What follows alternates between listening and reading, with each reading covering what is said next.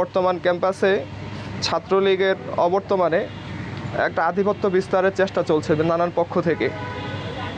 সে জায়গায় প্রশাসন যে কোনো সিদ্ধান্ত নেওয়ার ক্ষেত্রে তারা অনিশ্চয়তায় ভুগে বা দ্বিধাদ্বন্দ্বে ভুগে। নানান পক্ষের কাছে জিজ্ঞেস করতে যে নানান পক্ষের কাছে তারা এই যে এখন যে আমাদের ঘোষণা দিচ্ছেন এটাও একটা কারণ যেটা আপনারা বুঝতেছেন। তো সেই জায়গায় দাঁড়িয়ে আমরা মনে করছি যদি ডাকসু নির্বাচনটা হয়, ছাত্রদের নির্বাচিত প্রতিনিধি আসে, তাহলে প্রশাসনেরও সহযোগিতা হবে। আমাদের যে দাবি দাওয়াগুলো সেগুলো আমরা একটা প্রক্রিয়ায় তাদের কাছে পৌঁছাতে পারবো, কিংবা জবাবদিহিতে জায়গাগুলো আমরা করতে পারবো। সেই লক্ষ্যে আমরা দীর্ঘ 5-6 মাস ধরে আন্দোলন করে আসছি। তারা আমাদেরকে কোনোরূপ নির্দিষ্টভাবে কোনো কথা বলছে না, যার কারণে আমরা ক্যাম্পাসের নিরাপত্তা, সাম্য হরতাল বিচারসহ বিভিন্ন বিচারগুলো, দাবি দাওয়াগুলো নিয়ে যে এগুলোর সমাধান কল্পে ডাকসু নির্বাচনের রোডম্যাপ ঘোষণা 72 ঘন্টা প্লাস সময় এখন চলছে। এখন পর্যন্ত এসে প্রশাসন কোনোরূপ নির্দিষ্ট কোনো সমাধান বা সিদ্ধান্ত আমাদেরকে জানাতে পারেনি। এ পর্যন্ত ভিসি স্যার ছিলেন না, প্রভিসি ম্যাম, প্রক্টর ম্যাম একাধিকবার এখানে এসেছেন, তারা একই গান গাচ্ছেন, আমাদেরকে একটু সময় দাও আমরা আলোচনা করি। কিন্তু আলোচনা করতে আসলে কতক্ষণ লাগে? আপনার সন্তানরা এখানে মরে যাচ্ছে, 2 জন হাসপাতালে চলে গেছে, আরেকজন যাওয়ার পথে। আপনারা এখনও সময় চান, যে মৃত্যুর পরে আপনারা বোধহয় সময় আপনাদের শেষ হবে। এত সময় কেন লাগে আমরা বুঝতেছি না। কার কাছে ওনারা বাধা আছে তারা সেটা আমাদেরকে বলেও না। আমরা বলতে চাই এই মুহূর্তে ক্যাম্পাসের সবচাইতে জনদাবি যেটাকে বলা হয়, জনদাবি ছাত্রদের 97% শিক্ষার্থীরা ডাকসু চাচ্ছে।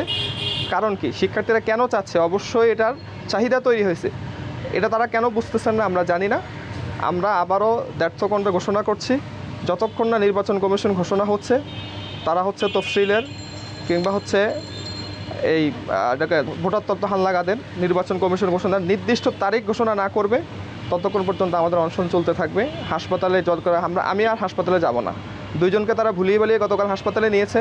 আমরা ভেবেছিলাম তারা খুব দ্রুত কোনো সিদ্ধান্ত জানাবে, কিন্তু দেখলাম যে তারা ভুলিয়ে বালিয়ে 2 জনকে হাসপাতালে নেওয়ার পর আমার খবরও ঠিকমতো নেয় আর এখন পর্যন্ত।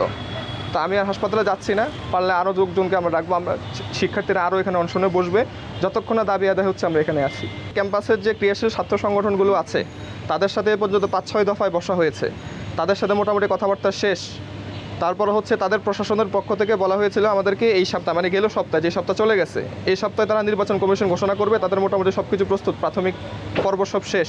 বুঝলাম সাম্য হত্যার ঘটনা, এটা একটু আমাদেরকে কি করেছে, একটু 15 তারিখের আগে হওয়ার কথা, সেটা আস্তে আস্তে একটু লেট হবে, হয়তো 20 তারিখের মধ্যে হতে পারে। এখন সেই জিনিসটা আজকে 24 তারিখ, তারা আসলে আর কয়দিন সময় চাচ্ছেন? আমরা এটাকে একদমই মনে করছি যে তারা এখানে একটা সময় ক্ষেপণের চেষ্টা করছে। তাদের উপর হয়তো কোনো চাপ আছে, যে চাপটা নিয়ে তারা আমাদের সাথে বলতে পারতেছে না। আমাদের কথা আপনারা কোন ধরনের প্রশাসন যারা চাপ নিয়ে একটা সিদ্ধান্ত নিতে পারেন না? আপনারা শিক্ষার্থীদের চাপের উপর কি চাপ চান? আমাদের শিক্ষার্থীদের চেয়ে বড় চাপ আপনাদের উপরে? তাহলে আপনারা কিসের প্রশাসন? কাদের প্রশাসন? শিক্ষার্থীদের প্রশাসন যদি হয়ে থাকেন, শিক্ষার্থীদের দাবি আপনারা বলবেন, শিক্ষার্থীর দাবি আদায়ে আপনারা কথা বলবেন, সিদ্ধান্ত নেবেন। আপনারা কাজ চাপে এখানে বলতেছেন, আমাদেরকে ধানাই পানাই করতেছেন এখানে এসে, এই সে তোমরা বুঝতেছো না, এগুলো আমরা শুনতে চাই না।